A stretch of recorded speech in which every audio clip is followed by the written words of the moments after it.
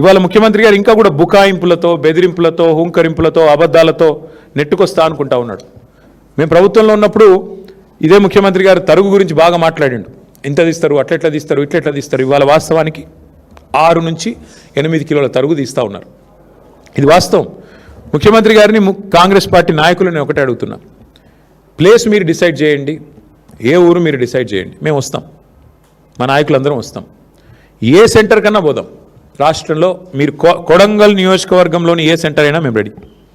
ఎక్కడన్నా కూడా మీరు చెప్పినట్టు 80% కొనుగోలు జరిగినాయని మీరు రుజువు చేస్తే ఏ శిక్షకైనా మేము సిద్ధం ముఖ్యమంత్రి గారని నేను విజ్ఞప్తి చేస్తా ఉన్నాను. దయచేసి భేషజానికి పోకండి. అనవసరంగా ఏదో డైలాగులతో, పెద్ద పెద్ద మాటలతో. ఇంకా ఎలక్షన్లు చాలా దూరం ఉన్నాయి, ఇంకా 2.5 ఏళ్ళు ఉంది. ఇప్పటి నుంచే ఎందుకు ప్రతిదానికి రాజకీయం? దయచేసి భేషజానికి పోకుండా, అహంభావానికి పోకుండా, మేము చెప్తున్నాం కదా వీళ్ళెవరు చెప్పడానికని అనవసరపు దీనికి పోకుండా, బ్రోకర్ల పాలవుతున్న ధాన్యాన్ని, మధ్య దళారులు ఏదైతే ఇవాళ గవర్నమెంట్ కొంటలేదు కాబట్టి దళారులకు అమ్ముకునే దుస్థితి ఏదైతే రైతులకు వచ్చిందో దీని నుంచి నివారించండి. మా శ్రీనివాస్ గౌడ్ గారు గుర్తు చేస్తూ ఉన్నారు, బోనస్ ఎగ్గొట్టిండు అని. బోనస్ కాదు, ఈ ప్రభుత్వమే పెద్ద బోగస్. ఈ ప్రభుత్వమే పెద్ద బోగసు. అలా రైతు డిక్లరేషన్ అంత పెద్ద బోగస్ ఇంకోటి లేనేలేదు. 34 హామీలు ఇచ్చారు రైతు డిక్లరేషన్లో. ఒక్కటన్నా అమలైందా ఈ రాష్ట్రంలో? 4 ఏళ్ల కిందట రాహుల్ గాంధీ గారు వచ్చి వరంగల్లో మీటింగ్ పెడితే అదే రోజు మళ్ళీ మేము మొన్న పెట్టాం రైతు సంగ్రామ సదస్సు అని వరంగల్లో పెట్టినాం. ఆ రోజు అడిగాను నేను, ఎంతసేపు ముఖ్యమంత్రిని తిట్టిండి. నేను ముఖ్యమంత్రిని తిట్టలే. రైతు బంధు వేయకుండా ఉండేందుకు మేము ఏమైనా దివానగాళ్ళమా అన్నాడు ముఖ్యమంత్రి. నేను గదే గుర్తు చేసిన. ఇప్పుడు ఏని దివానగాడేవాడని నేను అడిగిన. నేను ముఖ్యమంత్రి గారు నేనేం తిట్టలే. కేవలం ఆనాడు మేమేమైనా దివానగాళ్ళమా, మాకేమైనా దిమాక్ లేదా అన్నాడు. నేను గదే చెప్పిన. మరి దివానగాళ్ళు ఎవరు, దిమాక్ లేని వాళ్ళు ఎవరు అని అడిగిన. దానికి అసలు విషయం చెప్పకుండా రైతు బంధు ఇప్పుడు 4వ సారి సక్సెస్ఫుల్గా ఎగ్గొట్టారు ఈ ప్రభుత్వం వచ్చాక. అట్లాగే 15,000 ఇస్తామని డైలాగులు కొట్టారు. ఆ ఇచ్చిన ఒక్కసారి 12,000 ఇచ్చినారు.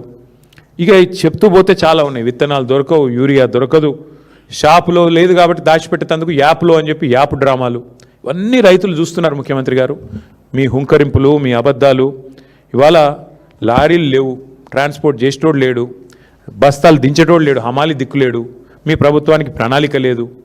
పోనీ కేంద్ర ప్రభుత్వం ఏమన్నా వాళ్ళేమన్నా మంచి చేస్తున్నారంటే మన ప్రధానమంత్రి గారు వచ్చి మన రాష్ట్రానికి వచ్చి హైదరాబాద్లో మీటింగ్ పెట్టి సావు కబురు చల్లగా చెప్పిపోయిండు.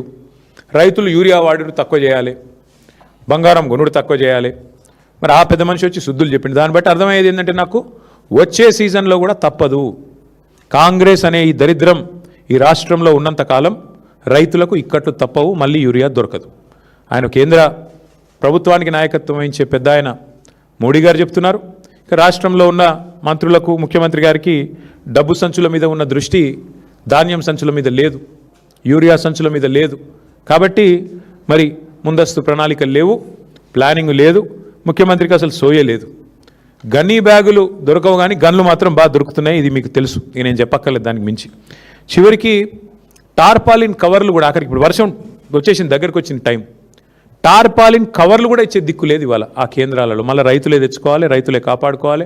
ఆరుగాలం కష్టపడి పండించిన పంటను కాపాడుకోకపోతే ఇవాళ ఈ ప్రభుత్వం అయితే ఏమీ చేయదు అనేది స్పష్టంగా అందరికీ అర్థమైపోయింది.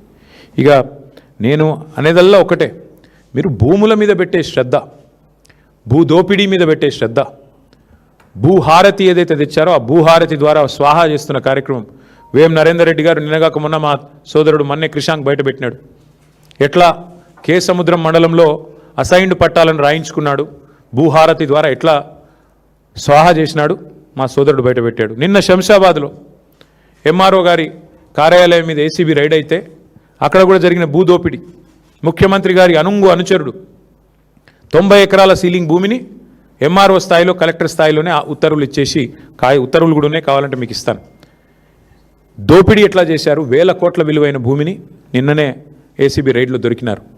వీటి మీద ముఖ్యమంత్రి గారి దగ్గర సమాధానం ఉండదు. వాటి మీద ఉన్న శ్రద్ధ, వాటి మీద ఉన్న ఆసక్తి, భూ కొనుగోళ్ళు, భూ దందాల మీద ఉన్న శ్రద్ధ, భూమిని నమ్ముకున్న రైతు మీద నీకు లేదు. ఇది వాస్తవం. ఉంటే పరిస్థితి ఇట్లా ఉండదు.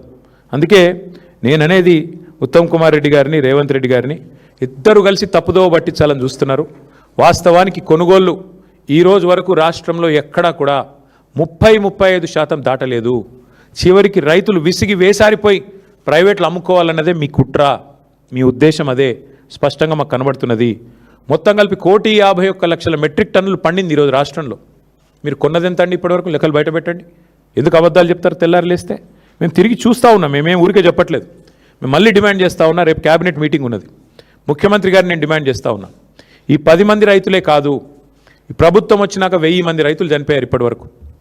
ఆ 1000 మంది రైతులకు కూడా మీ ప్రభుత్వమే వాటిని ప్రభుత్వ హత్యలుగానే గుర్తించి తప్పకుండా వారందరికీ కూడా 25 లక్షల రూపాయల చొప్పున చెల్లించాలని చెప్పి కూడా ఎక్స్ గ్రేషియా మేము డిమాండ్ చేస్తూ ఉన్నాం.